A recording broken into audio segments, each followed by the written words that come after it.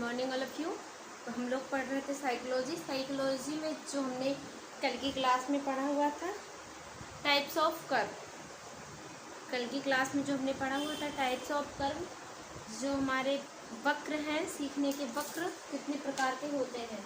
तो वक्र हमें बताए थे, वक्र कितने प्रकार का होता है, तो 3 प्रकार का था, पॉजिटिव, नेगेटिव और कॉम्बिनेशन। जो पॉजिटिव था उसमें क्या था, शुरुआत में जो सीखने की गति थी वो क्या थी, धीमी थी, और दूसरा उसी को हम कॉन्वेक्स कर्व के नाम से जान रहे थे, और दूसरा था कॉनकेव कर्व, नतोत्तर वक्र, उसको कॉन्वेक्स को कह रहे थे उत्तरोत्तर वर्ग, और कॉम्बिनेशन मतलब मिश्रित वर्ग। अब उसी से आगे हमने देखेंगे प्लेटू ऑफ लर्निंग। क्या है प्लेटू ऑफ लर्निंग? सीखने के पठार। जब हम कोई चीज सीखते हैं या सीखने में पठार आने के मतलब निम्न कारण होते हैं। जो हम सीखते सीखते क्या है, रुक जाता है। हमने कर्व में भी देखा था कि क्या है, जब कोई चीज सीख रहे थे तो उसमें रुकावट आ रही थी। ऐसे ही इसमें जो हमारे पठार के कारण है, तो हम पठार के कारण, जो सीखने के पठार के कारण है वो क्या है, निम्नवत है। कई कारण है, कई कारणों से हमारे सीखने में रुकावट आ सकती है। तो हम पहला देखेंगे प्रयत्न बंद कर देना। क्या है प्रयत्न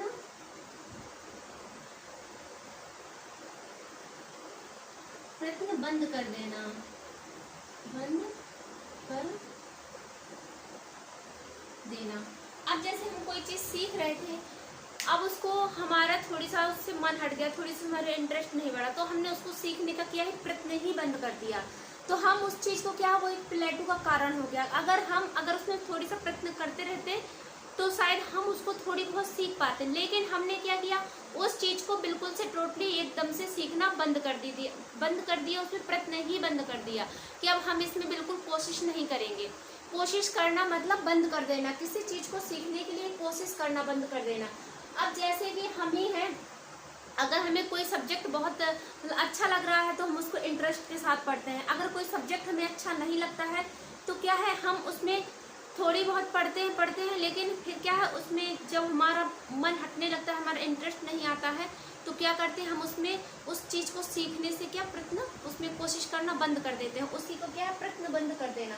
किसी चीज़ को सीखने का प्रयत्न बंद कर देना ही ये एक प्लेटू का कारण है। फिर दूसरा है गलत तरीका अपनाना। गलत तरीका अपनाना। अब गलत तरीका अपनाना भी हमारे प्लेटू का एक कारण है। जैसे हम टीजीटी की तैयारी कर रहे हैं, अब हम सिलेबस के अकॉर्डिंग नहीं लेकर चलेंगे, या हम पढ़ रहे हैं, कोई भी किताब पढ़ते जा रहे हैं, ये भी पढ़ ले रहे हैं, वो भी पढ़ ले रहे हैं। अब हमें कोई टॉपिक से क्वेश्चन छांटना ही नहीं आ रहा है कि इससे क्वेश्चन कैसे बनेगा, हम पढ़ तो पूरा ले रहे हैं। अब जैसे कई बच्चे क्या करते हैं कि थ्योरेटिकल ना पढ़ करके डायरेक्ट ऑब्जेक्टिव में जाते हैं कि हम ऑब्जेक्टिव ही लगा लेंगे, इसी से ही क्वेश्चन ऑब्जेक्टिव ही आते हैं तो ऑब्जेक्टिव पढ़ लेते हैं। लेकिन उसको कॉन्सेप्ट समझना भी बहुत वो है, क्योंकि हम कॉन्सेप्ट जब तक उसका क्लियर नहीं करेंगे तो हमें पता ही नहीं चलेगा कि इस टॉपिक से क्वेश्चन कैसे निकल के आ रहा है, कैसे क्वेश्चन बन रहा है। तो कहा है, हम अपनी पढ़ाई में ही एक गलत तरीका का वे ले लेते हैं, गलत चीज़ों को पढ़ने लगते हैं, गलत वे से अपनी प्रिपरेशन करने लगते हैं।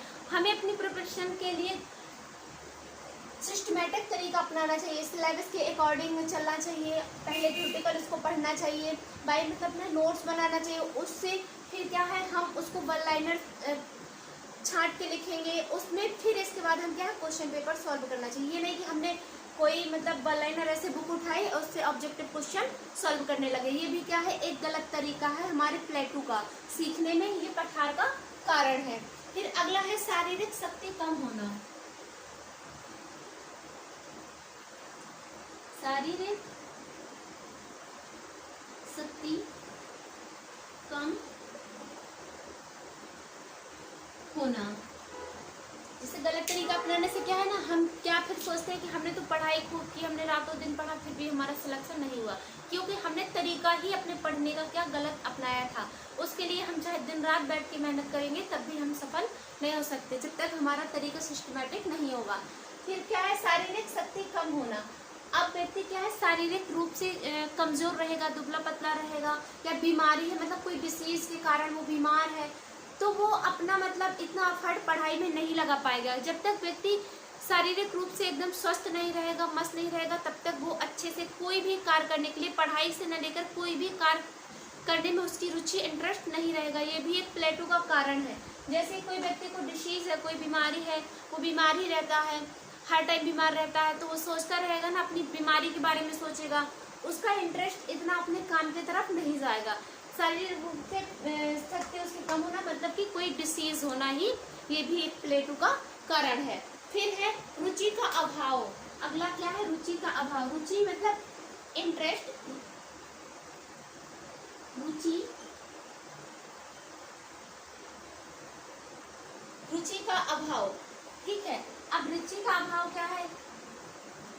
अब जैसे अब उसकी क्या है, रुचि नहीं है कोई काम में, अब जबरदस्ती, जैसे अब हमारा पढ़ने का मन ही नहीं है, मम्मी पापा ने मतलब भेज दिया कि जाओ पढ़ो, अब हम पढ़ने के लिए आ गए, हमने नोट ले लिया, कोचिंग भी ज्वाइन कर ली, लेकिन हमारा माइंड क्या है, उसमें लग ही नहीं रहा है, हमारा इंटरेस्ट उसकी तरफ जा ही नहीं रहा है। लेकिन हम दूसरे के कहने पर जबरदस्ती अगर उस चीज को करेंगे तो ये भी एक प्लेटो का कारण। जब तक रुचि अंदर से हमारे खुद ही जागृत नहीं होगी कि हमें ये चीज करनी है, तब तक हम किसी चीज में सफल नहीं हो सकते हैं।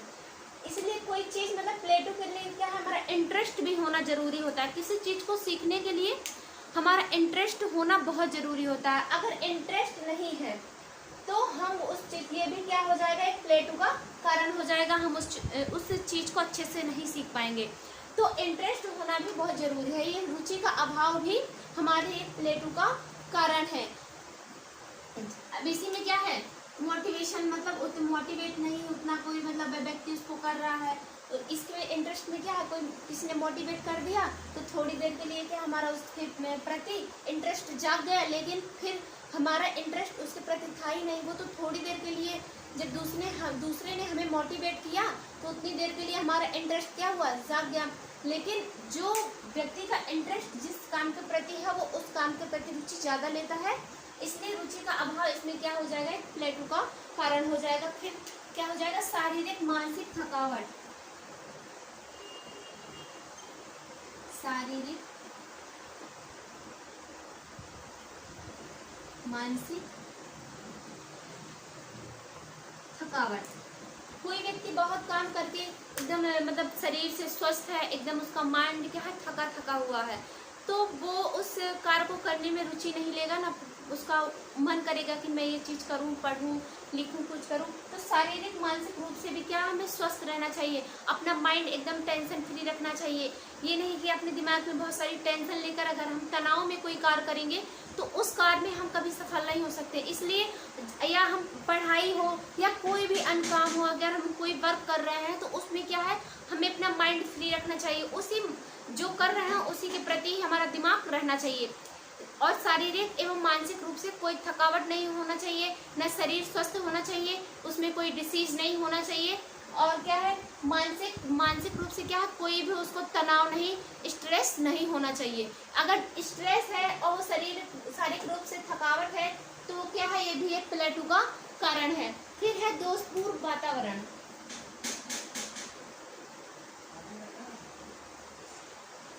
दोषपूर्ण वातावरण। अब वातावरण हमारा क्या है, वातावरण भी हमारे मतलब प्लेटो का बहुत बड़ा एक कारण है, क्योंकि अगर हमारा वातावरण साफ स्वच्छ, वहाँ के लोग बहुत अच्छे हैं, सुशील हैं, अच्छे संस्कार वाले हैं, तो हमारे अंदर भी वैसे ही डेवलप होगा। अगर हमारा वातावरण बहुत ही मतलब बेकार है, वहाँ पे क्या शोर शराबा होता है, और जैसे हम अपने आप पे उतार कर देखें, जैसे हम लोग रूम लेके रह रहे हैं, लेकिन उधर का जो वातावरण है वो क्या है, बहुत शोरगुल वाला है, वहाँ पे बहुत गाड़ियाँ निकलती हैं, गाड़ियों की आवाज़ें होती हैं, ये सब चीज़ें क्या है, वातावरण भी हमारे मतलब प्लेटो का एक कारण होता है, क्योंकि हमें शांत माहौल और बहुत अच्छा मतलब अच्छे लोगों का वातावरण चाहिए होता है। फिर अगला है पुरानी आदतों का नई आदतों के साथ संघर्ष। पुरानी आदतों का नई आदतों के साथ संघर्ष।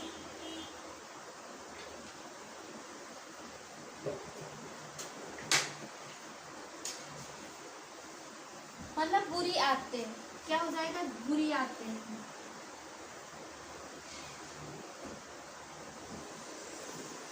बुरी आदतें भी क्या है, हमारे प्लेटो का एक कारण है।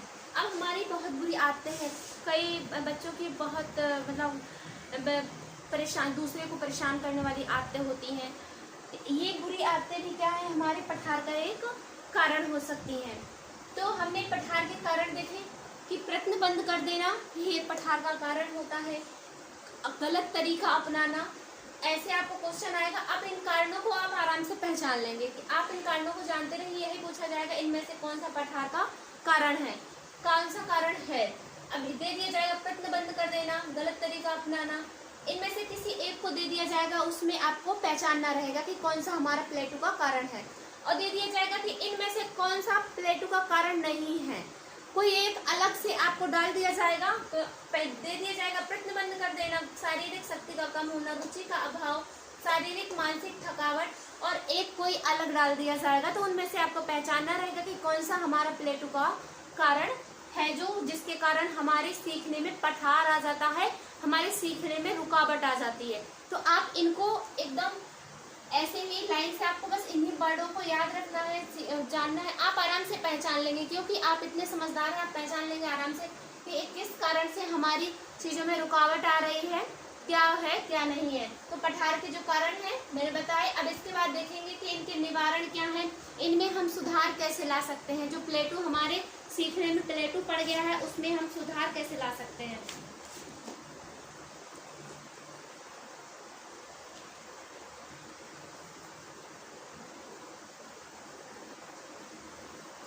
अब आराम से आपको इन्हीं से पहचानना है, इन्हीं से क्वेश्चन बनेगा कि कौन सा पठार के कारण है। अब देखेंगे हम पठार के निवारण।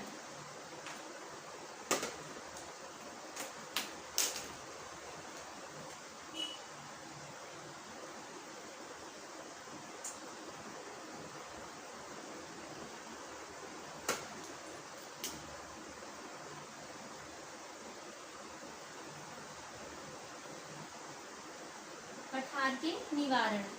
अब जो पठार के निवारण है, हम कैसे इनमें मतलब निवारण करेंगे, कैसे इनको तोड़ेंगे। पठार को तोड़ने के भी हम कह सकते हैं कि कैसे तोड़ेंगे। अगर हमारे सीखने में, लर्निंग में प्लेटो मतलब पठार आ गया है, उस पठार को कैसे हम तोड़ेंगे। तो पहला क्या है, अभिप्रेरणा देना। ठीक है, पहला हो जाएगा अभिप्रेरणा देना।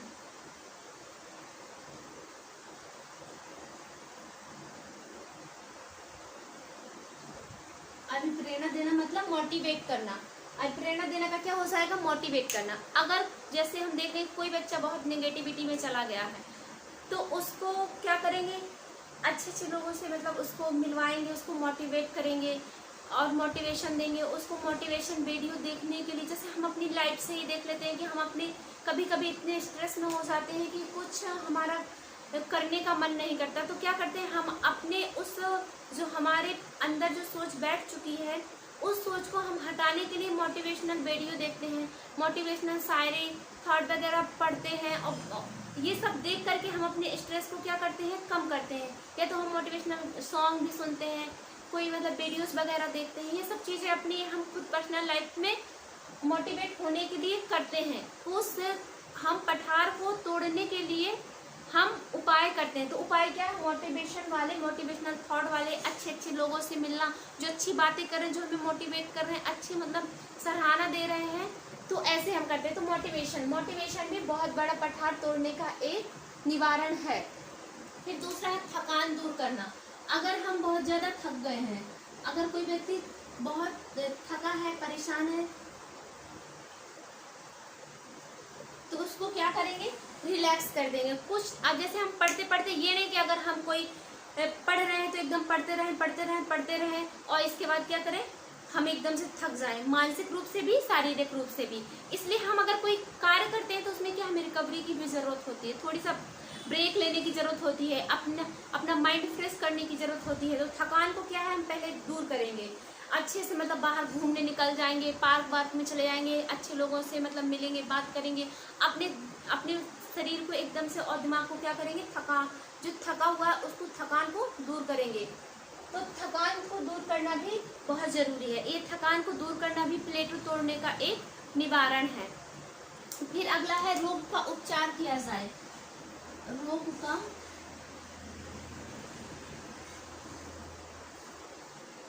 उपचार किया जाए। अगर किसी व्यक्ति को कोई डिसीज वगैरह है, कोई बीमारी है, तो क्या है उसका अच्छे से अच्छे स्पेशलिस्ट के पास इलाज करवाएं, दिखवाएं, उस रोग को जल्दी से जल्दी अपना इलाज करके उस रोग को क्या करें, दूर करें। अगर हम रोग मुक्त हो जाएंगे तो अपने आप से हम चीज़ों को सीखेंगे और कार्य में अपना रुचि भी रहेगी, मन भी लगेगा। तो जो रोग हो गया है उसका क्या करें, जल्दी से उपचार करें। ये भी एक निवारण है पठार तोड़ने का। फिर है रोचक, मनोरंजक, उत्साहवर्धक।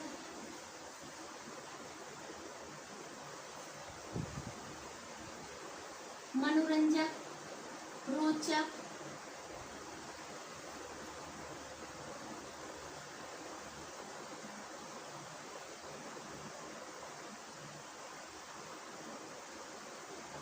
जैसे कि देखते हैं रोचक, अब जो हमें बहुत मतलब मनोरंजन करा रहा है, जैसे हम देख लें शिविर वगैरह में चले जाएं या मनोरंजन करें, टीवी वगैरह देखें, ये सब चीज़ें क्या है, मनोरंजन के ही ये साधन है।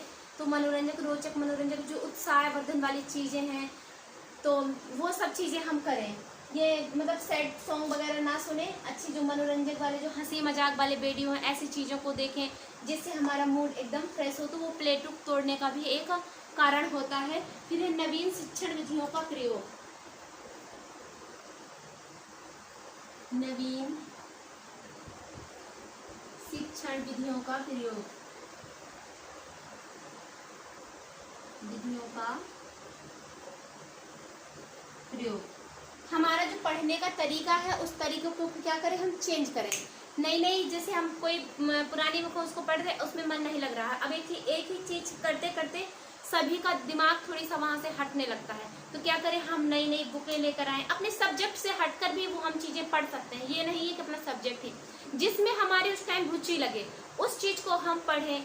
अपने शिक्षण का जो तरीका है उसमें चेंजमेंट लाएं, उसको हम पढ़ के भी अपने क्या है, प्लेटो का निवारण कर सकते हैं। या हम नई बुक लाते, अगर हम कोई नई चीज लाते हैं तो क्या है, उसमें पढ़ने में बहुत रुचि होती है, चाहे वो हम एक बार पढ़ चुके हैं, अगर हम वो नई चीज लेकर आए हैं तो उसको हम देखने में, पढ़ने में बहुत मन लगता है। तो ऐसे क्या है, हम अपनी जो हमारे शिक्षण की विधियां हैं, जो हमारा मेथड था, जैसे जिस तरीके से हम पढ़ रहे थे उसमें क्या है, चेंजमेंट लाएं और उस तरीके को बदलें और अपने शिक्षण विधियों का अलग तरीके से प्रयोग करें।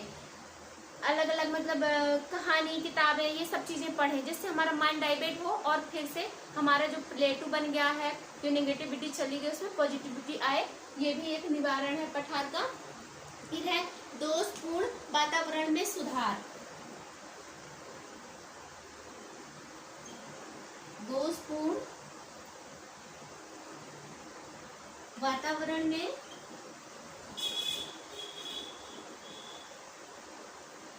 सुधार। अब जो हमारा मतलब वातावरण, पर्यावरण था, उसमें दोष थे, शोरगुल हो रहा था, तो क्या करें, हम उधर से क्या सुधार करेंगे। या तो हम अपना रूम चेंज कर देंगे, या हम दूसरी जगह चले जाएंगे, या हम उस चीज को कि हमारे पास ये चीजें कम हो तो उस चीज में क्या हम सुधार करेंगे। तो अपने वातावरण में क्या हम चेंजमेंट लाएंगे, सुधार करेंगे, जिससे हमें कोई प्रॉब्लम ना हो, जो हमारा प्लेटो बन रहा है उसको तोड़ने में काम हो। तो फिर अब हमने क्या पढ़ा, पठार के निवारण। जो पठार का निवारण क्या है, पहला है मोटिवेशन। सबसे पहले हम मोटिवेशन वाले थॉट वाले वीडियो वगैरह देखेंगे, मोटिवेट होंगे, अपने आप को मोटिवेट करेंगे, ठीक। फिर दूसरा है थकान दूर करेंगे, जो हमारा शारीरिक थकान था उसको हम दूर करेंगे। रोग का उपचार, अगर हम बीमार हैं तो तुरंत अपना उपचार कराएंगे। फिर मनोरंजन वाली चीजें देखेंगे, कार्टून वगैरह भी देख सकते हैं, कार्टून देखो, कुछ भी देखो, इतने सारे अब तो चीज़ें हैं यूट्यूब पे पड़ी हुई हैं, आप कुछ भी देख के अपने मनोरंजन कर सकते हैं। या तो आप शिविर वगैरह में चले जाइए, कहीं भी घूमने चले जाइए, कहीं भी कुछ भी कर सकते हैं। रोचक चीज़ें जिसमें उत्साहवर्धन, हमारा उत्साह आए, बढ़े और हम उत्साहित हों उस कार्य को, ऐसी चीज़ों को हम देखें। अपनी शिक्षण विधियों का मतलब जो हमारा शिक्षण का तरीका था उसमें चेंजमेंट लाएं, उसमें सुधार करें।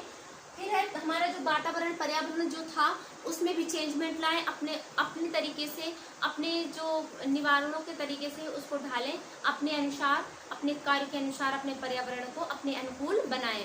फिर हम अगला टॉपिक इसी में पढ़ेंगे, जो है वो हम पढ़ेंगे ट्रांसफ़र ऑफ लर्निंग, जो हमारा सीखने का स्थानांतरण है कि कैसे एक चीज़ हम सीख रहे हैं, जो पहले का ज्ञान है वो नया ज्ञान में कैसे ट्रांसफ़र होगा।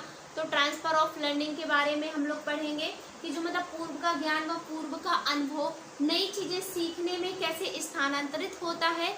तो ये यही अगर हमारा कोई पूर्व का ज्ञान है या पूर्व का अनुभव है, तो उस चीज़ों को नई चीज़ों को सीखने में कैसे उसका स्थानांतरण हो रहा है, यही स्थानांतरण होता है हमारा, जो पहले की सीख होती है और नई सीख में जो होता है।